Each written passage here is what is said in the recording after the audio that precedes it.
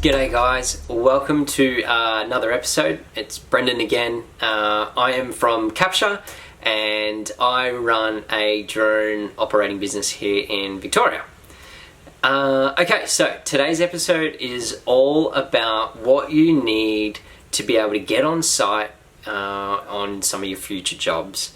Now, this can range in a lot of factors, but generally there's a couple of key things that you guys need to stick to ensure that whatever you're doing to be able to get on site, you're going to be able to do it, tick all the boxes with no headaches going forward. So, how do we start and where do we start? So just to give you a bit of a background, I am a qualified electrician, so I understand a little bit of how to get on site most of the time with facilities, construction sites and things like that. So for me, where I would start is looking at getting a white card or a construction induction card. And what that will do is basically it's a 6-hour course, costs you about $150 to maybe $250 depending on where you go, but I'll find somewhere and I'll link it down below for you. And essentially what that will allow you to do is prove to anyone that you're going on site that you understand risks and what a risk looks like and actually how to work on a site safely and properly. So I would hands down easily go and get a white card done. It's not that hard. It's a 6-hour course on mostly, so I'm sure you can spare $150 to ensure that you're able to seamlessly get on site. Now, so once you have a white card, the white card is actually being recognized across other industries as a requirement for you to access site, and not just construction. So other sites like sites that insurance industries look after, what else? Asset managers, asset owners, and things like that. Those sorts of industries, even local government, you're going to have a white card to get on site. It's just a requirement now to say that you're competent in understanding risk. And once you have that, it's just another little tick next to your name saying, "Yep, Brendan, you're good to go." Now, the other things that you will need to have are things like correct PPE, insurance, your safe work methods or your swims and JSAs. Now, this video isn't really going to go into whether or not you need to have your remote pilot license or remote operating certificate. This is really just to have a real basic understanding of some of the other requirements you need to get on site. I'll deep dive into another video around whether or not you need a remote pilot license or not.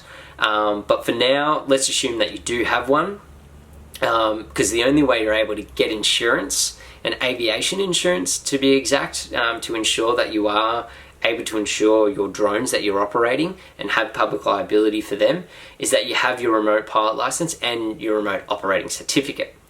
Now, once you have that, then you have the ability to sort of go anywhere and everywhere without having too many headaches. But the other side of things is that having your swims and other documentation in place.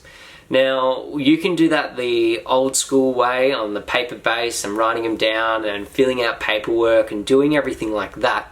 But what I would highly recommend, and what I do, is actually use a company called AVCRM. And I'll link these guys down below. So, a quick little plug for these guys. They are unreal. They're another Australian-based software company, but essentially everything that you are required to do from a documentation standpoint for drone operations is digitized. And they actually streamline your workflow of being able to set up your job, know your location, your operation areas, doing all your swims and JSAs, all through one easy portal. It can be on your phone, on your iPad, computer, whatever it is. It's there, done, without even having to pick up a piece of paper and pen. So I couldn't recommend them enough. There are other platforms out there. I personally haven't really tried them. I know they're there. I just know AVCRM ticks all the boxes for me, and they have some amazing things in the pipeline coming up with automated airspace approvals and things like that. So I would highly recommend check them out. And if you do, speak to the guys at AVCRM. Maybe just mention that Brendan from Capture sent you, because we're pretty good friends, I hope. So they might be able to help you out there and see what they can do for you. Now, once you've got your JSAs and everything like that in place, I would... It's not a requirement, so don't get me wrong, this is not a requirement, but I would probably recommend getting one. And what it is getting a police check, or even going to the length of getting a working with children's. And what this will do is basically, it is what it is. It's a police check, right? It's essentially checking that whether you have a police record, or a criminal record, and if you are some sort of maybe creep, that you have past history that you shouldn't be working around children. So the only reason I would recommend this is that some construction sites and local government areas require you to have some form of police check. So the reason for that is that, for example, a construction site might be working right next to a school, or they might be renovating a school or putting a new building at a school, and anybody that is coming on site has to have a police check, or they have to have a working with children's.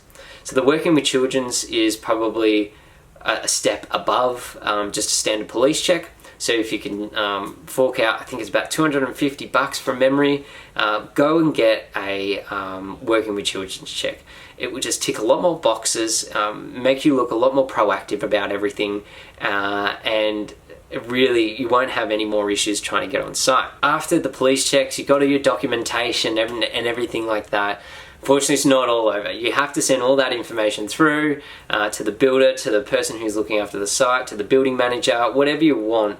But there is going to be another layer. So once you get on site, there's going to be some form of induction.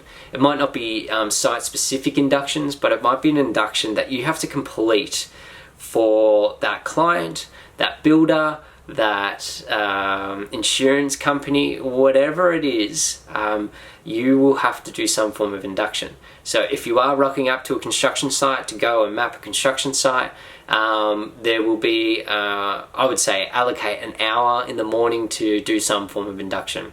Now, it's generally not smack bang on an hour. You probably piss farting around for about 30 minutes before the induction kicks off. The induction kicks off.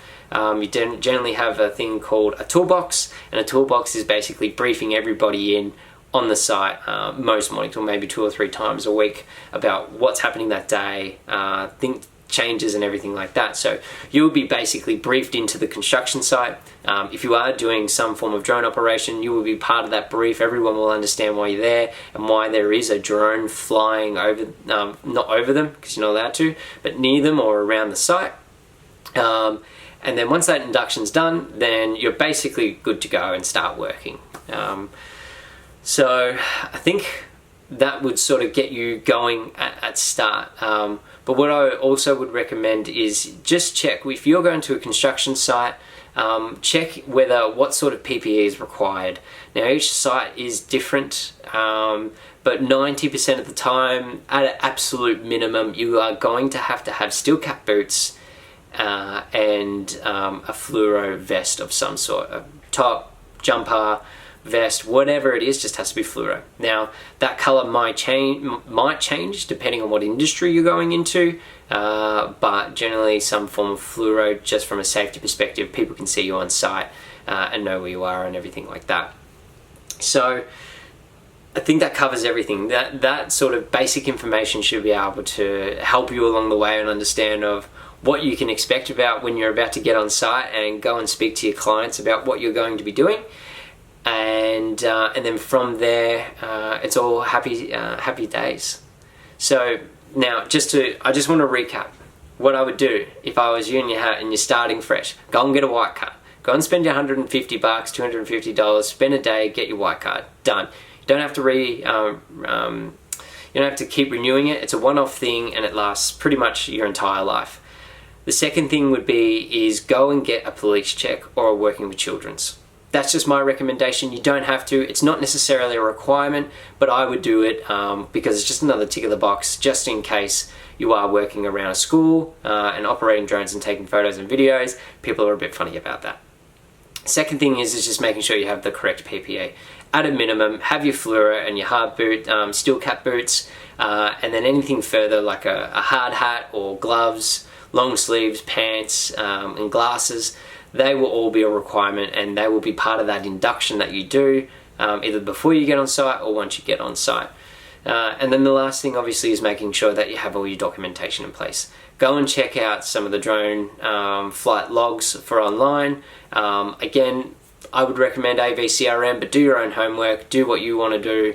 But again, they have saved me hours of time with trying to get my documentation right and ready. So guys, I appreciate your time again. I hope this has been informative. If I have missed anything, please comment below.